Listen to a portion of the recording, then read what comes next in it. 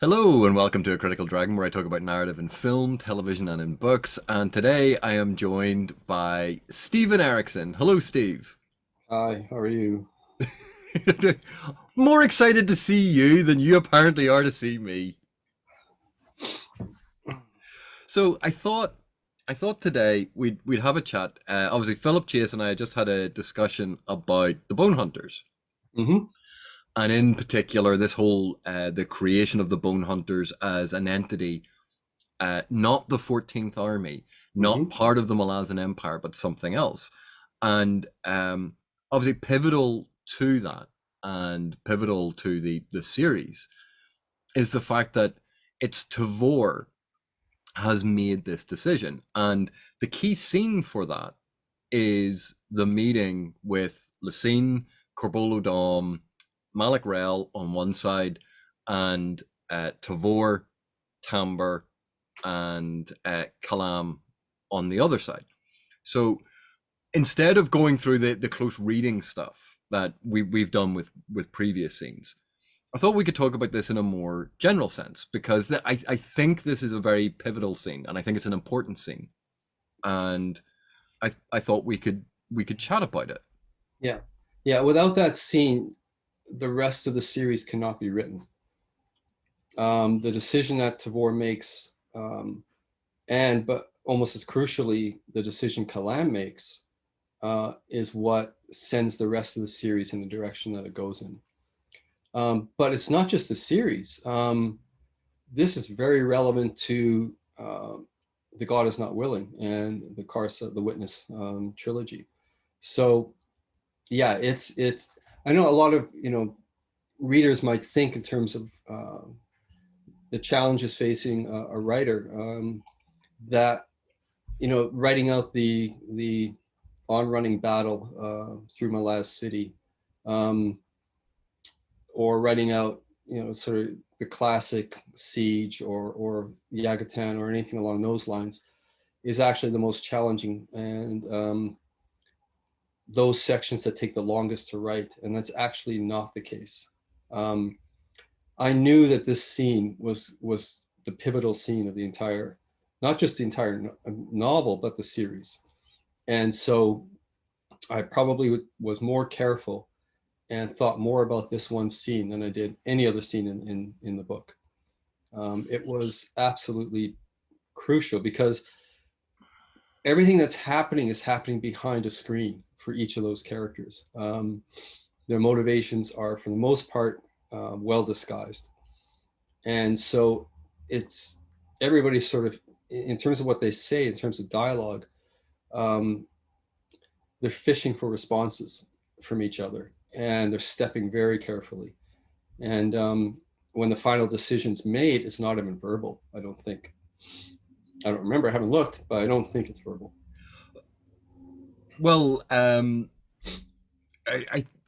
from memory, I think it's they step out of the room and Kalam has the choice that he can go in back into the room, Yeah. kill Korbolo Dom, kill Mallick Rel, and take over the claw, and then be Laseen's right hand man. Which obviously the current person wanting to run the claw, Pearl, is not going to be happy with that decision. No. um, or Tavor could go in, and again, Lasina's what I find interesting about this, and it's something that you showed much earlier. You actually did it in Gardens of the Moon. This is a pivotal scene, but so much of this scene is actually set up before we get to it. And this it reminded me a lot of the dinner scene in Gardens of the Moon. That that dinner scene sets in motion everything that happens. That dinner scene in Gardens of the Moon is absolutely pivotal to what happens in the book. But without all of the other things leading up to it, the scene would have been devoid of meaning.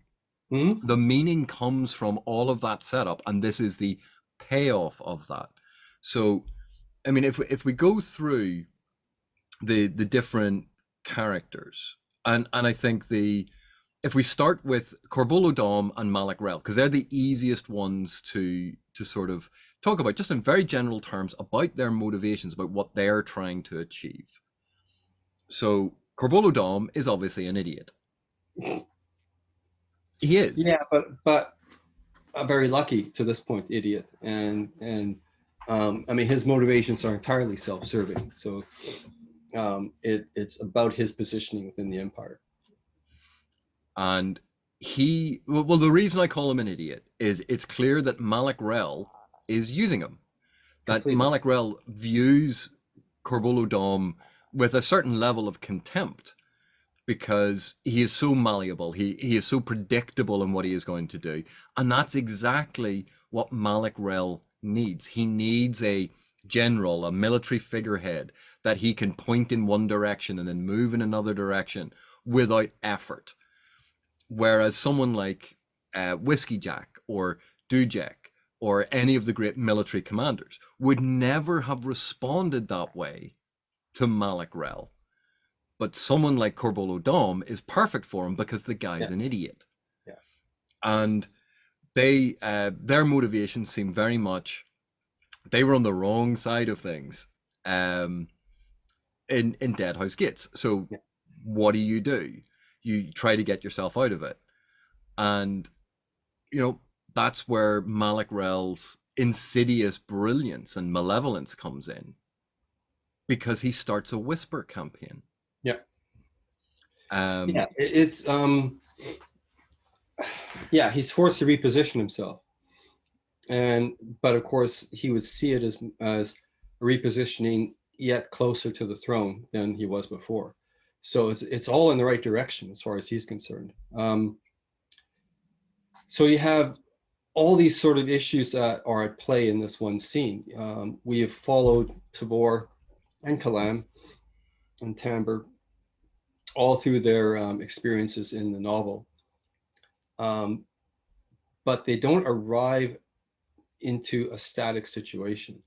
They arrive into something else that's been going on in the background all through this, which is ultimately, which way does the empire go? Does it go Laseen's way or does it go Mallick Rel's way?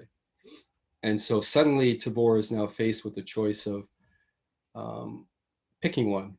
And so is Kalam faced with the same choice. And yet what Tavore ends up doing is, well, what they both end up doing is rejecting both options.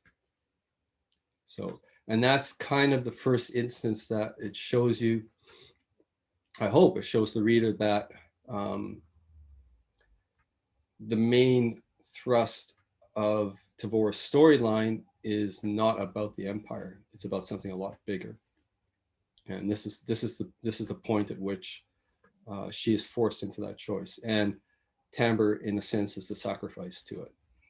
So, and the reason I think it resonates so strongly with Gardens of the Moon is this is kind of like the choice that Lorne had at that dinner, except we see that Lorne in that situation chose Laseen. She chose the empire. She chose the established order. Yeah. And I certainly had the dinner scene, because that's one of my favorite scenes writing in Gardens of the Moon. I had it in mind when I came to this, point, that these two are going to have, they're going to have to be a reflection of each other in some respect. But it was where the distinction was going to be made between Lorne and Tavore. So we saw the consequences of Lorne's choice in Gardens of the Moon. And the rest of the series after the Bonehunters is the consequences of Tavore's choice. So. And it's interesting, like Kalam's decision in this is one of those ones, because you can see he is clearly torn, because Tavore is not Whiskey Jack. Tavore is not Dujek. Tavore is not someone he knows, and is not someone who is giving him any reassurance. No. But he saw her decision to protect the Wiccans.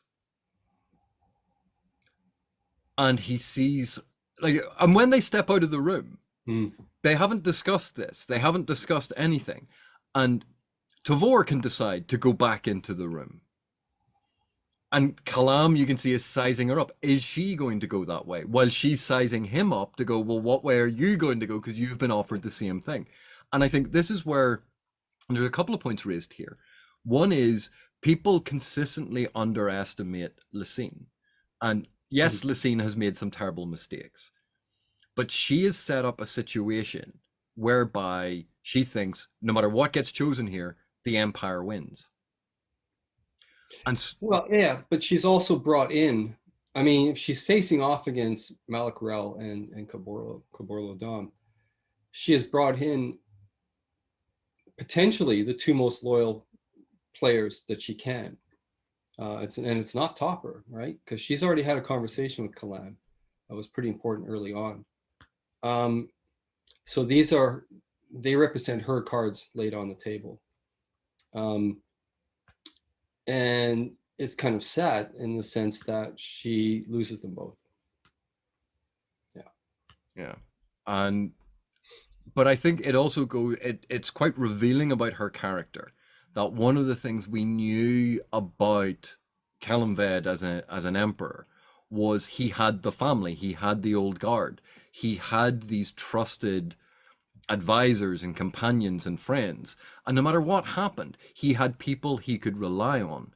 But when Laseen took over, they all disappeared, and part of that was because they feared that she was going to kill them Yeah. to prevent them destabilizing the empire with a pretender to the throne, which is logical. We've seen this play out in history time and time again, that if there are multiple people who can be ruler, people will use them for various factions as figureheads for factions and cause strife. So Laseen, thinking about it, does the cold logical, I need to get rid of my rivals, but it leaves her alone. Mm-hmm. It leaves her stranded. And while Kalam clearly was crazy, Mm-hmm. he was charismatic, and he was surrounded by these people who were also charismatic. Whereas Laseen doesn't, that's not how she operates. She's an assassin. She operates in the background. She operates through that kind of thing. And so she lacks the charisma to lead that way. Yeah. And so, although we can sort of see so clearly why she was doing things, she's not suited for the role she is now in. No, and she's been backed into a corner at this point, and she asks for a loyalty she has not earned. And that's the difference. That is the difference that shifts everything over. If you think about it, everything that is about the end of the Bridge Burners, which is the opening of the series, and Lorne's path as the adjunct from the opening of the series is then picked up anew with the Bridge Burners and Tavore. So you're seeing the fates of these two elements while within the empire and their service to the empire.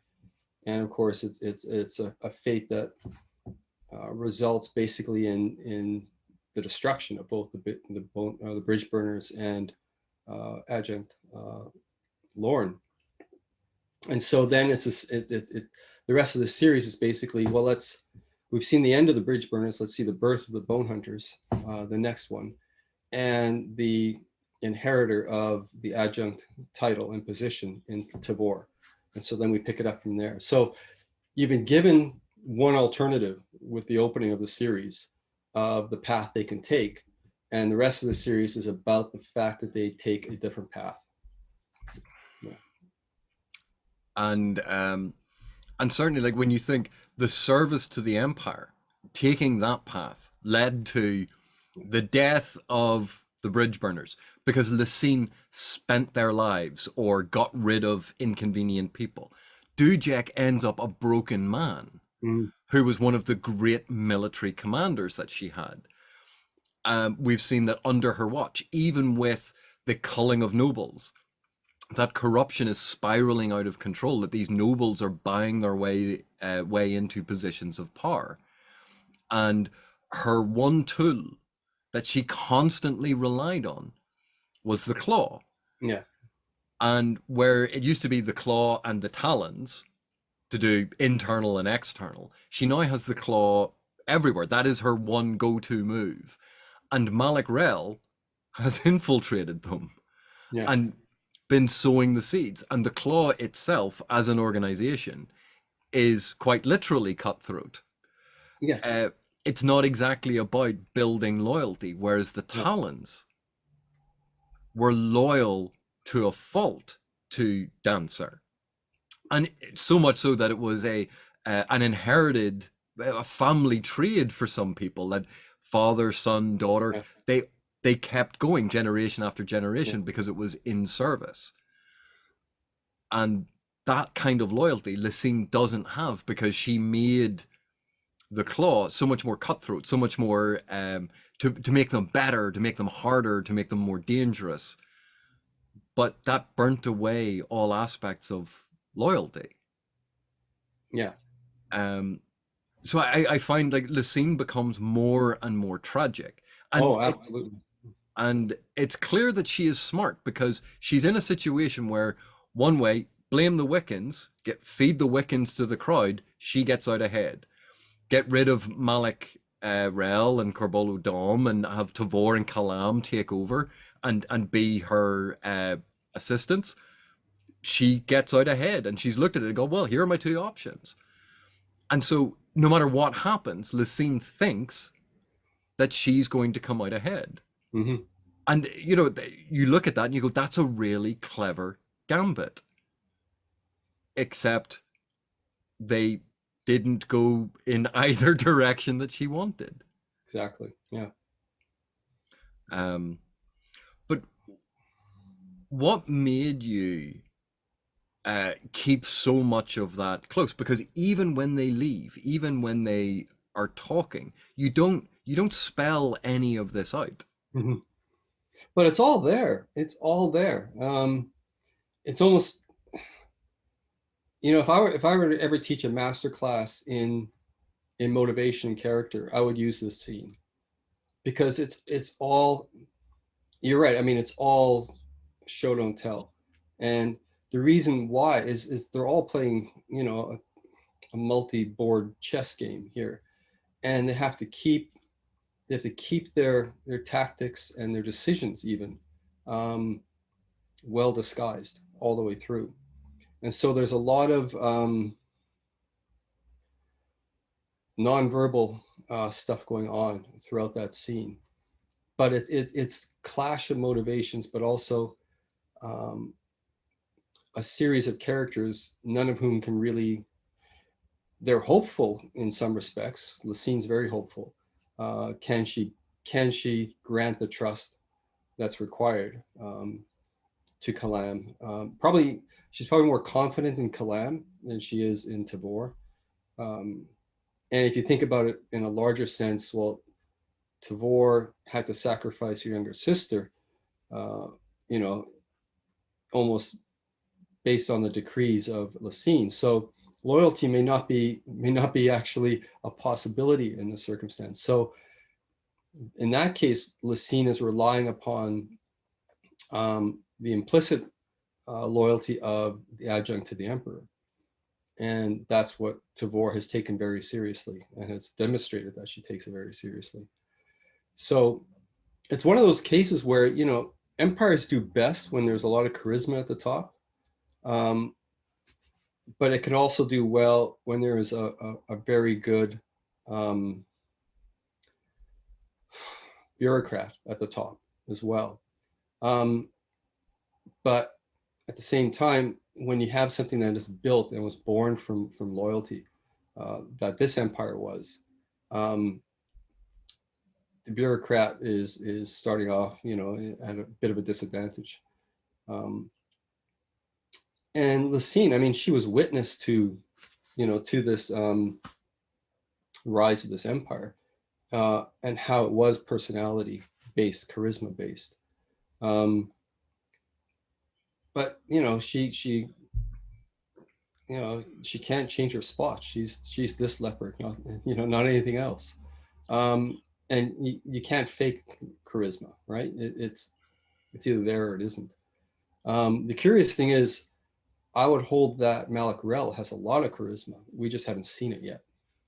So That odious toad. yeah, very efficacious odious toad. Yeah, no, and this is weird because he's very different to Kellenved, and he's very different to Laseen. We're seeing three different styles of sort of leadership here, because Kellenved, yeah, charismatic and funny and entertaining and lucky. Let's not overlook the fact that he was lucky, Very because lucky. because if you keep winning, people like winners, and that helped inspire people. And the partnership he had with Dancer, yes, they got rid of rivals, and yes, they did these things, and but everything built, and it was almost by accident an empire gets created around them. That wasn't what they were aiming to do. Well, And then we see Laseen, and Laseen has come across quite sociopathic, very cold, very emotionless, logical, maybe would be a better way mm, of mm, describing it. And like, even in her exchanges with Taishran, uh, not exactly warm and fluffy, even though they mm. clearly go back a very long time. And I mean, it's something that gets explored a lot more And in Esselmont's books, yeah. particularly Return of the Crimson Guard, and actually in Night of Knives as well.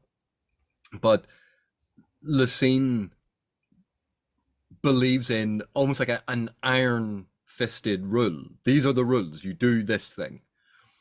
Um, and we get a sense that every time Kellenved went off on an adventure and she was left trying to hold everything together and sweep up the pieces, and then Kellenved had come rocking back in full of chaos and, oh look, oh by the way, I've just conquered this place, we're just adding that. And Mm, she was handling all of this and thought, well, if I'm already handling it, then I'd be a better ruler, without realizing the other things that went with it. But when we see Mallick Rel, we see Mallick Rel as very Machiavellian. Like, he mhm, thinks everything out 10, 12 steps ahead. He's mhm, constantly putting different plans in motion so that contingencies are there, much like the same way that we know that Kellenved did, and that we see Shadowthrone doing. It's not that mhm. Shadowthrone goes, I have a plan. It's Shadowthrone goes, I can extemporize a plan based on the fact that I have 30 different playing pieces on the board at any one time, and I can now do what I want. Yeah. That's what Mallick Rel does, but he doesn't have the charm and the fun of Kellenved. He's less chaotic, and that's quite possibly the most frightening type of ruler. Mm, Efficacious, smart, ruthless. Like, mhm, look at the Whisper campaign he starts against the Wiccans, because mm, everyone knows Korbolo Dom, was part of the whirlwind, and he knew, given enough time, I can sway public opinion so that Korbolo Dom is a hero. I can slowly infiltrate the Claw and undermine Laseen's main way of asserting her authority. I can slowly infiltrate all of these things, and it will gradually build momentum. mhm. And that's all I have to do is wait it out. And we're seeing it played out in our world right now, right? The capacity of the Whisper campaign, which is now global on the internet, can can topple governments. It can, or it can bring people into power that should never have been into power in the first place. It's very efficacious. And yeah, Orwell and Huxley were dead on this kind of thing, that um, language can be manipulated, and it can have extraordinary effects. And black can be white and white can be black. It's as simple as that. If enough people whisper it, um, it's like the what is it, the back to work campaign that's on right now. It's bullshit, right? The COVID strains are, we're getting another uptick all over the place, even here in Canada. And this whole idea, oh no, back to work, back to school, everything's back to normal, and we'll just we'll just pretend it's all back to normal. And it's like, what the fuck? Yeah. But it's going on everywhere. It's and this is so what Mallick Rel has basically done is and what I did, for the book was just to pull from history. I mean, this is done all the time, and he's just very good at it. He's he put all these things into play, and now and his sense of timing was such that this is the point at which I make my move. Yeah. So, And and Kalam is his decision in this is very interesting because obviously he is in some ways he had that conversation with Laseen in Deadhouse Gates. yeah, And at the time people I know some of the responses were, why was Kalam convinced? Like, why was he convinced by Laseen? And you go, well, in part it's I think he figures out that she's not physically there. yeah, she's not even there. Yeah. So what's the point in arguing or trying to do something? And also, if she's not physically there, then there's likely to be another trap that he would have to fight his way out of. And so he goes, well, I might as well take the opportunity to talk to her. And again, he can tell that Laseen wants what's best for the Empire. Like, she is doing things for the Empire. And I think this is where we get into one of these confounding aspects of modern life, which is you and I can want what's, let's say we were running a country. You and I can want what's best for the country, but you think what's best is X, and I think what's best is Y, and they can be mutually exclusive, but we're both firmly convinced this is what's best for the country. It's not that either one of us has a nefarious goal in mind. We can ideologically believe that what we are doing is best. And then, so I think Kalam was convinced by Laseen's perspective. And I think that figures into it. So going into this meeting, I can see why you suggest that Laseen maybe thinks that Kalam is going to be her ace in the hole, or her shaved knuckle, to use Malazan speak. Yeah. And she hasn't counted on the fact that Kalam in some ways is being convinced that Tavore is actually better. Yeah. Yeah. And it's he faces the toughest choice. He's actually the crucial decision maker in that entire thing. And for me, it had to be a character that the reader knew well and has followed with for a long time, because I was going to pull him into a choice that was going to surprise the reader. And so if there's that kind of lingering loyalty and liking of Kalam, then I'm much more likely to be able to pull that reader with him when he makes his choice. So. And I mean, it's an incredibly difficult choice for him because he hates Mallick Rel. He hates Korbolo Dom. But if he takes them out, then what are the repercussions of that? And you can sort of see him working through this, because you still need to feed someone to the mob. Yeah. And even if he takes out Mallick Rel and Korbolo Dom, he has to feed someone to the mob, and it will be the Wiccans. Yeah. And given Kalam's own role in what happened to Shaikh and company and the whole whirlwind, he's not, I mean, there's a culpability there as well that he has to recognize. Yeah, like he's not walking in there with clean hands. No, he's not. Well, that whole Whirlwind Rebellion, I may have left a book back to the library. That's what I was doing. It was a late fee. But I find it fascinating because it's when you start unpicking the characters that way and thinking back, and this, you're right in saying like all of this stuff is in the text, but it's you don't take like a paragraph to go, dear reader, remember when Kalam delivered the book to Drishna, remember when this happened. You don't summarize it all. It's this trust that we're going to pick up on it. And it's when well I mean, I'm hoping because it's at the end of the book and it's the triggering point for everything else and the violence that follows this action, that the tension levels are high for the reader. And so if their attention then, if that tension is there, then the attention is there as well, that you really start paying attention to what's being said here, because you just have this sense that this is crucial and this is the crux of everything. So my hope is, the reader slows down and becomes much more attentive, in their analysis and reading of that scene. And of course, stylistically, you use sentences in such a way as to slow the pace. You want to slow it down, and this is this little pocket of normal time, if you will, that's not related to rushing down through a city or anything like that. And so it's that, it's a kind of, it's almost a lull, but at the same time, it is where everything that is important is actually going to be decided. Not on the streets, not in the alleys, not on the rooftops of the city. That's decided right here and now. So, and then what then plays out are the beginnings of the ramifications. yeah. And again, and this is something that, a lot of action movies, to use those as an example, I think lose the point of, which is an action sequence.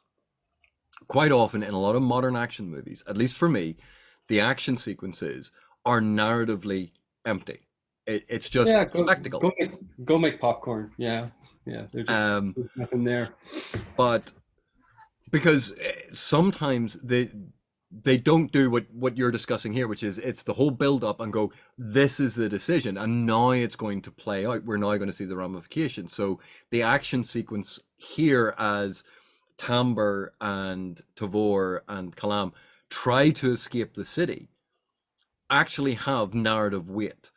And you tie into that Fiddler playing the dirge, and you tie into that then the Bonehunters at the docks trying to hold back the mob, and all of these things adding to it, that these are all essential elements that the story needs, and there are narrative meanings associated with.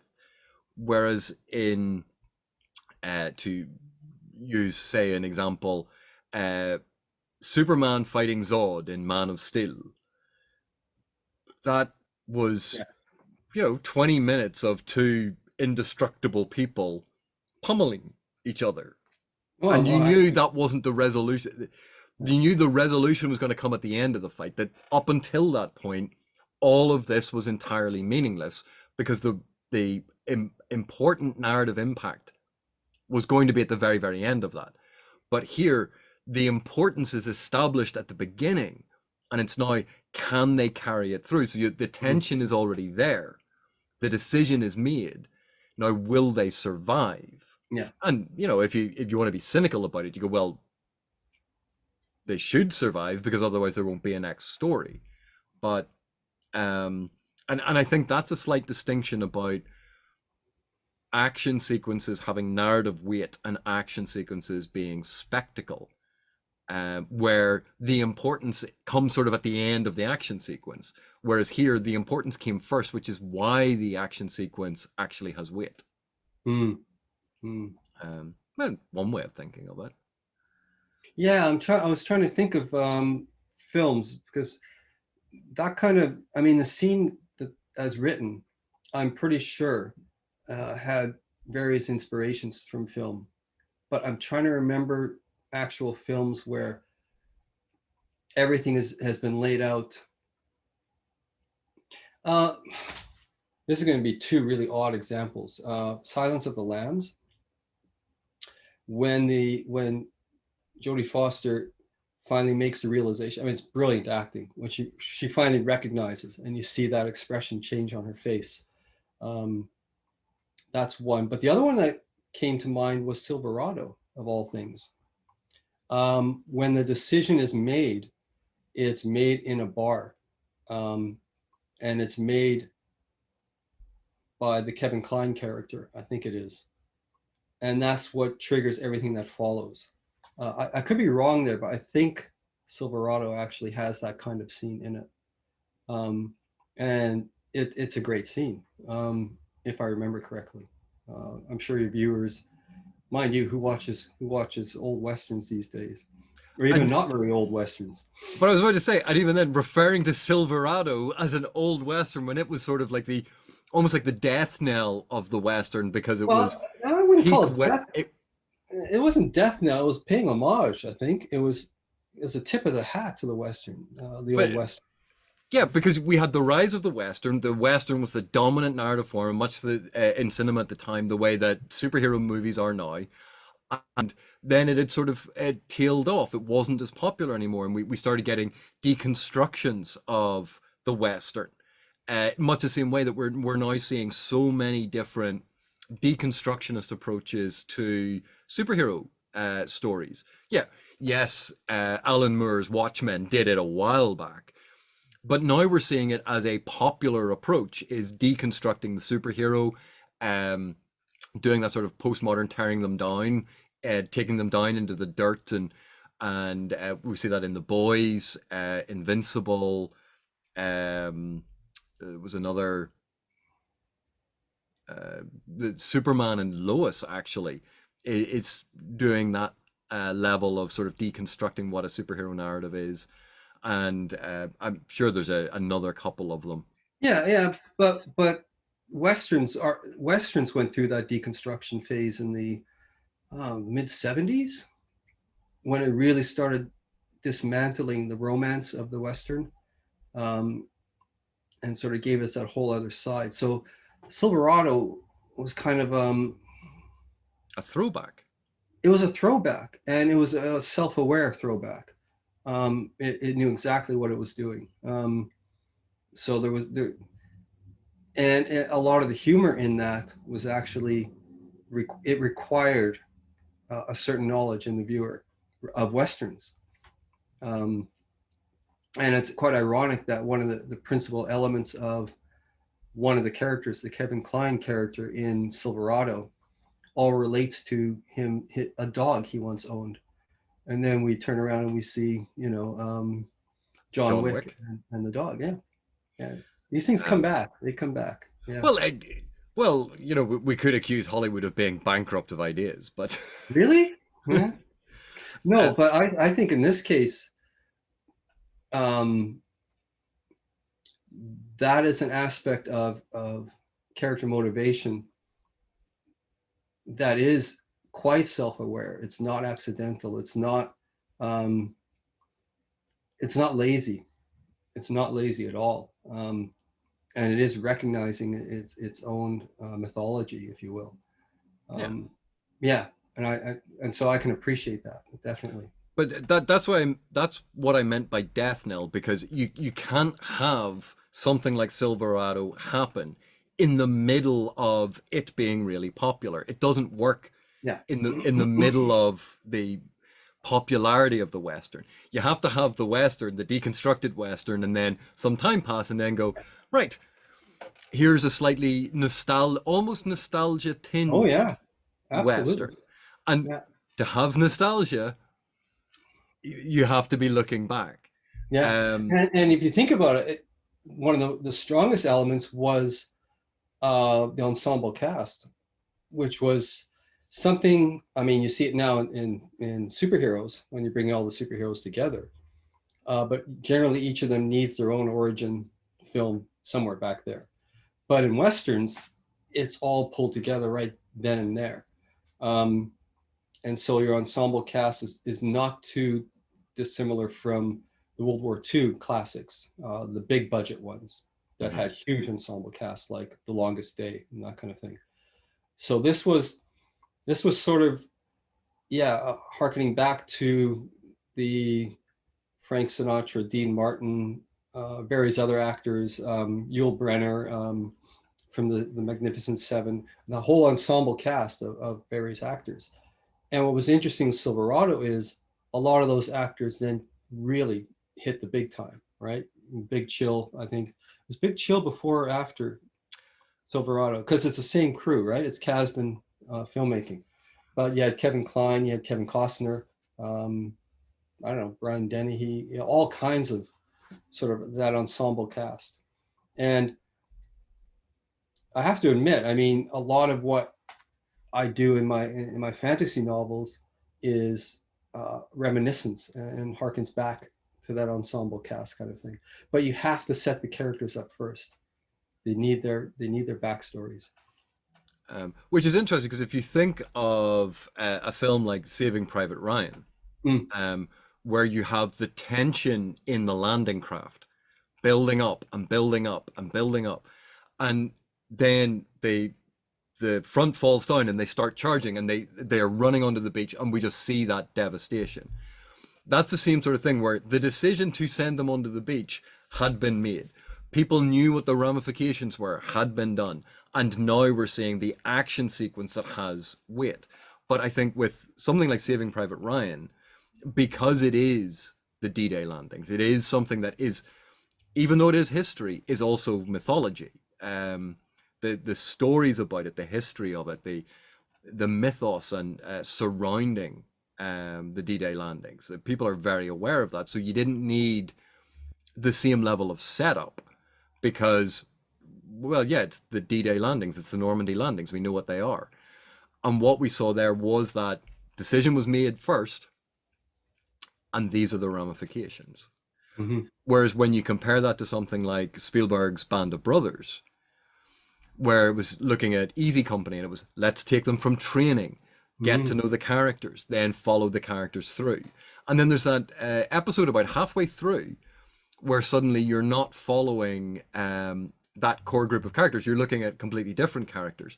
Yeah. And you sort of go, huh? Why aren't all of the usual people there? And it's because, well, they'd been sent off there and weren't doing anything. The story needed to move forward. And here's someone else we met along the way. But again, like a lot of those war movies focused on the squad, focused on the core group.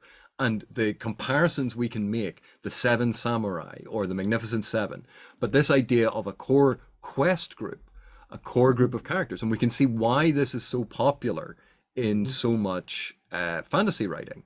It's that getting to know a distinct set of characters, quite often all have one particular trait or skill.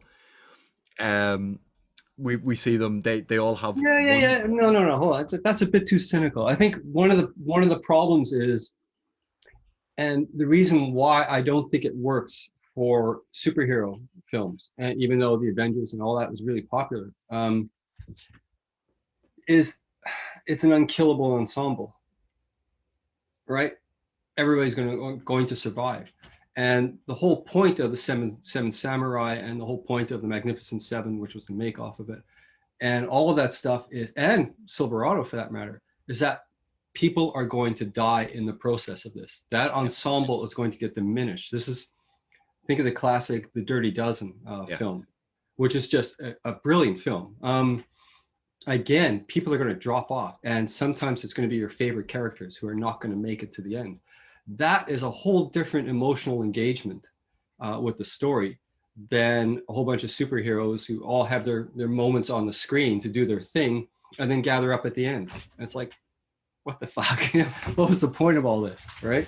So that's just my take on that. But the thing with the reason why I said that, this is why I want to talk about this now with the Bonehunters and what happens at the end of that book and its repercussions that go all the way into The God Is Not Willing. And I'm not going to spoiler a lot of things, but it goes all the way into the Witness trilogy, is that this is the moment at which Tavore, as the leader of soldiers within a particular empire, turns to the leader of that empire and effectively says, my soldiers are more than just servers of your empire. They are something bigger. And that's when she leaves and takes them. And that repercussion is going to run through, the entire series I'm writing right now, because it's a crucial moment, because it is basically asking the question of what is a soldier.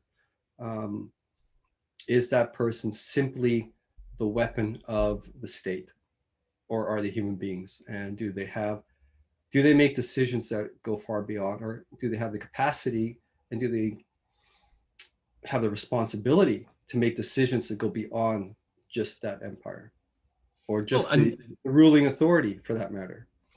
I mean, you fairly clearly answer that in the Bone Hunters because Mm-hmm. they defend the Wiccans. Yeah. These are Malazan Marines, and it's even pointed out we're this army. The first battle we have are against other Malazans, Yeah. and they line up to fight and kill other Malazans to defend the Wiccans because the Wiccans did nothing wrong. The Wiccans were innocent. The Wiccans did not deserve to be the fall guy of some political machination. And these soldiers lay down their lives Yeah. because it is the right thing to do, even And though it is. yeah, and that is a prevailing question that it certainly seems to, it haunts me, because it's as if a lot of the modern revised definitions of the military and the soldier has stepped away from the history and the tradition and the legacy of being a soldier. And the best example I can give is, the film The Big Red One? Um, it's a World War II film that's autobiographical. And the lead actor is Lee Marvin, I think, in it. And I think Mark Hamill's in there as well. But it's a squad ensemble again. But there is one scene that happens in the film, which is also in I think it's in the book. So I'm pretty sure it's an autobiographical moment.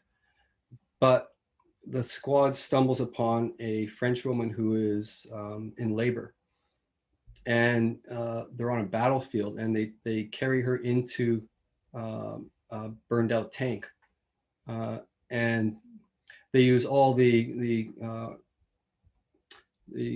issued condoms. They slip onto their fingers, right, for to have sterile hands as they help deliver this baby. And there is no question in the film, and I would think there's no question in the audience, that this is the right thing to do, even though the chances are, given that it's the end of 1944, end of it 1944, they're in France, and a pregnant woman, probably a fair chance that the father is actually German at this point, because of the occupation and the fact that most young male Frenchmen were not to be found anywhere, uh, made no difference. It made no difference to the scene. It made no difference to the decision-making process of the soldiers. They simply did the right thing, and they helped deliver this baby. And it's a great scene in the film. And sometimes I look around, and it feels as if that that is no longer an unquestioned um, response.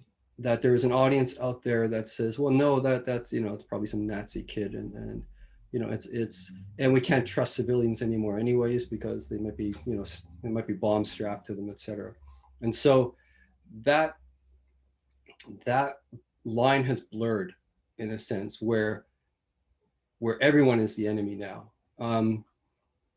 And so that one sort of step beyond the uniform you're wearing to just being a decent human being is almost more problematic these days. And I don't know if that's just my getting old and sort of seeing this trend, and recognizing that there's a lot of historical precedent for that as well, because a lot of the uh, areas of conflict, you cannot make, the enemy's not in uniform anymore, so it's pretty difficult to determine things.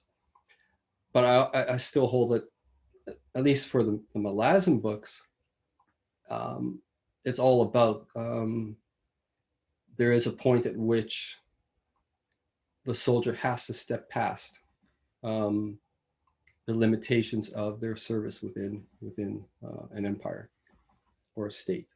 And that's probably, it's going to make a lot of enemies when people hear this, and they're all going to hate me for it. But it's just how it seems to me. And I often, these days we're seeing that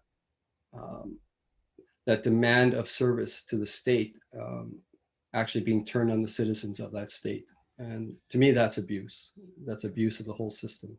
But I mean, I don't know why people would object to that position, because, like, historically, the what you're talking about here is the difference between a soldier doing the right thing, and obviously, like, most modern militaries have, I will refuse to take that order. It is not a good order. It is not a, for whatever reason. And why do we have this focus on it? Because post World War II, I was only following orders. And that was deemed not a defense to the things that were done. I was only following orders. And so this has been part of military thinking since World War II, that it's not about absolute loyalty to the order was handed down, I must do this.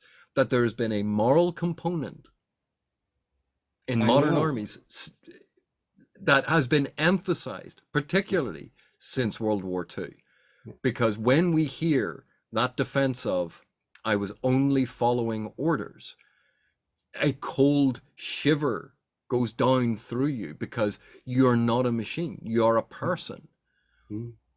And the thing that, I guess gets to me, I mean, the subtext of everything we're talking about right now is actually the God is not willing. So let's just get that out. But the thing that I end up thinking about is, it's not just a case of a person being driven to that defense of, I was only following orders. It's also a case of the cost and the price paid by that soldier for doing something that was fundamentally wrong. And that's the part that I want to really sort of emphasize. That's what I'm exploring these days in I guess, most of my fiction, with the exception of my little Flickr mystery that I'm writing right now. But we won't talk about that.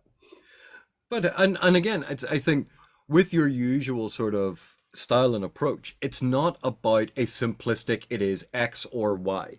That you don't offer a binary. You go, here are complex situations that we approach, we see examples of from different directions, that we weigh up in different ways. That it's not about, at least to me, when I read your work, it is not about, this is the only way to do things. It must be this way. This is the answer. You come down on a side, you come down on an argument, but you try to show the reader different things, to go, it's not as simple as just one thing, that this is complex, because humans are complex, situations are incredibly complex.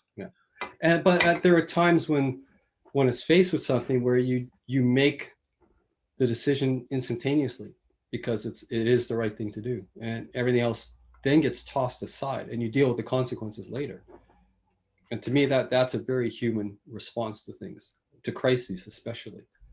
And again, it's because this idea that you have to be consistent in every single thing that you do, and you go, but again, life is a mess.